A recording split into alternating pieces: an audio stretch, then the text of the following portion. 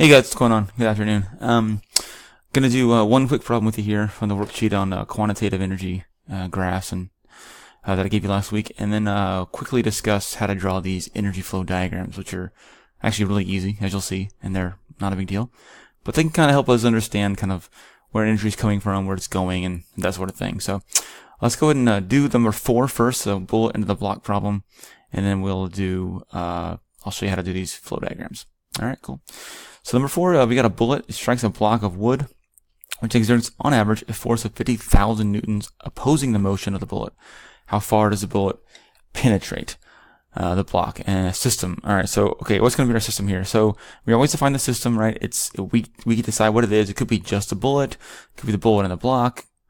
You know, all these things are possible. Whatever you want it to be. I'm going to say we got bullet and the block. I don't think we need anything else. We don't really care about, we want to include the Earth if we are concerned with gravitational potential energy, but we're not really concerned about gravitational energy here because it's not changing, right? The height of the bullet here is the same as it is here. So, you know, we're not really concerned about gravitational and potential energy, so we can just ignore the Earth in this problem. So bullet and block, I think that's good. That's our system. All right, so let's start off. How far does it penetrate? All right, so we're looking for how far the object is going to go, right? How far is it display? Once it hits the block, how much further does it go? Well, the moment it starts to hit the block, we have a force applied to it, right? We have some force that the block is actually putting onto the bullet. That's 50,000 newtons. All right, so we have that. We also know the mass of the bullet is 25 grams. That's 0.025 kilograms. Right now, remember, we have to use the right units here. We can't use grams for mass. The standard unit for mass is kilograms, so we have to convert that to kilograms. So you just basically divide it by 1,000, right? As a metric system is cool like that. It's all based out, base 10. So there you go. We know the velocity of the bullet initially is 350 meters a second, and then of course its final, that's VI, and then the final velocity of the bullet is of course 0 meters a second. Okay. That's all we know, right? Alright, so we want to know how far the bullet penetrates the block.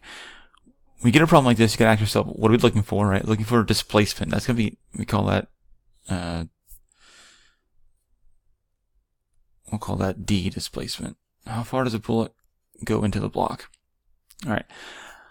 You might be wondering, wow, you know, energy doesn't talk about how far things go, but what work does, right? Remember, work and energy are so closely related. So we got to think, okay, well, 1O work is a change in energy, and 1O work is also force times displacement times the cosine of theta, right? Well, this is really all you need right here, right?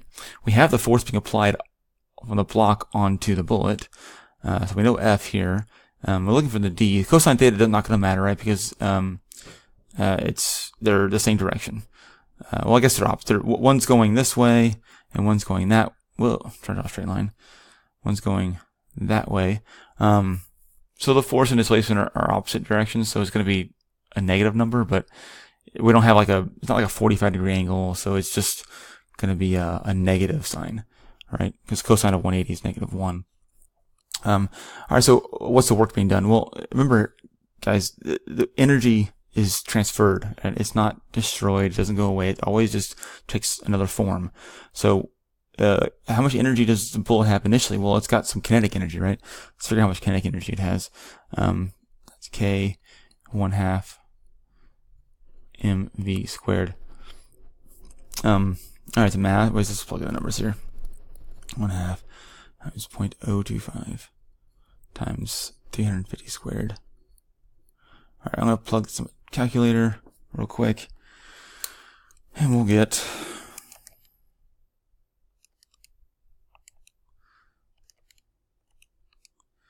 1,531.25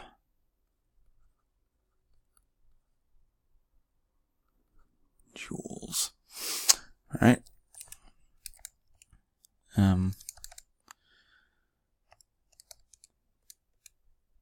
Okay, so that's how much energy we have. So where does energy go, right? Well, the energy is being opposed by the block, right? So in order for the block to take away that energy, to slow it down, to stop it, it's got to do negative work on the block, right? It's doing negative work. So how much negative work does it have to do? Well, it's got to do this much negative work, right? It has to do 1,531.25 joules of negative work to take away the kinetic energy of the bullet, to slow it down, to stop it. And that energy is going to go, to sound and heat and everything else. But that's how much work the block must do. Well, so we know the work done by the block is 1,531.25 joules. And it's doing that work by applying an average force of 50,000 newtons times D. And then, again, don't worry about the cosine here because it's a shortcut here, right? If the force being applied and the displacement are exactly the same direction, you don't have to worry about it because it's just the cosine of 0 is 1. And if they're opposite directions, it's a 180-degree angle, but the cosine of 180 is -1. So if they're the same or opposite directions in this equation, you don't really have to worry about the cosine theta. If they're, 30 degrees or 140 degrees or some other number, you got to use the cosine theta, but here we don't have to. So, all right, we said we had to do negative work, right? We had to do negative work to take away the energy of the bullet. So let's just solve for D. So let's do 1,531.25 divided by 5,000. And I'm getting D equal to 0.3 meters. That's it. That's how far it's going to go. Yeah. I guess that's it. We can do our bar graphs here. So initial kinetic energy was, let's call this, we'll do each line is 500, 1,000, 1,500. Oops, one too many zeros. And then 2,000.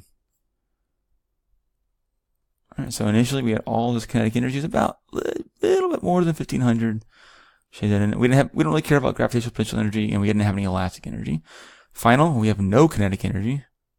And then it's all internal, right? It's heat and sound generated when the bullet struck the block. So now we have all the energies converted into heat and sound. So we just have the bar graph there, and we have anything else. That's pretty much it. All right, so let's do this energy flow diagram now. What is an energy flow diagram? It just talks about where the energy comes from and where it goes. So let me go to a new slide here. Okay. Back to my pins.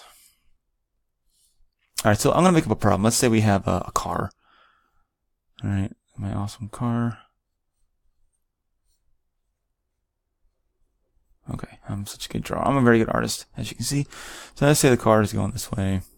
All right, and then let's say the car is going that way. It's got 20 meters a second, and then it hits the brakes, and then it comes to a stop.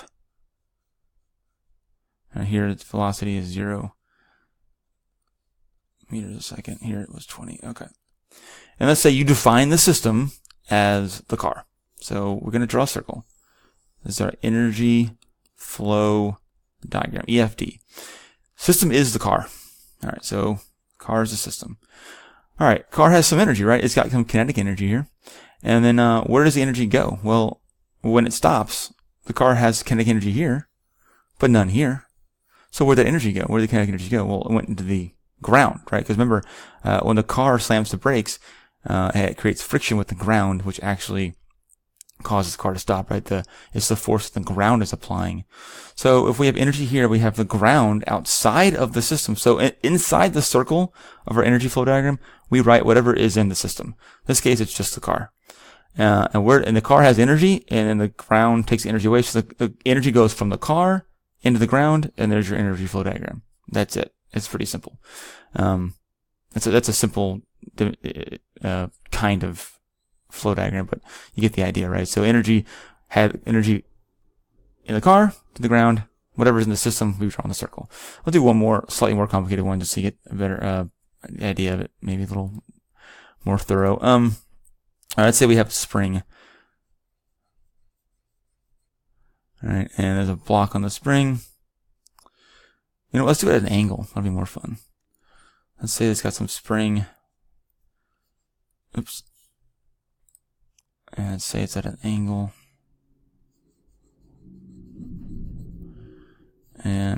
it's got some object attached to it, and then we're going to shoot it off. Right, so we compress the spring, and we launch this ball like that. Right. All right, so we went for an energy flow diagram. All right, well, again, you define the system. So what do you want to be in the system? Let's say we have the ball and the spring in the system. Okay, and then we have outside the system we have you, and we have the Earth. Okay. All right, so initially, who compresses the spring? Well, you do, right? You have to press down on the spring, or something does, right? Some machine does, or someone's hand, or whatever. So you give energy to the spring. So now that energy is coming from outside, you're doing positive work on the spring, giving energy to the spring. And then the spring is going to give energy to when the spring is launched, the spring's elastic potential energy, spring energy, is given to the ball, right? And then it has kinetic energy as it flies through the air.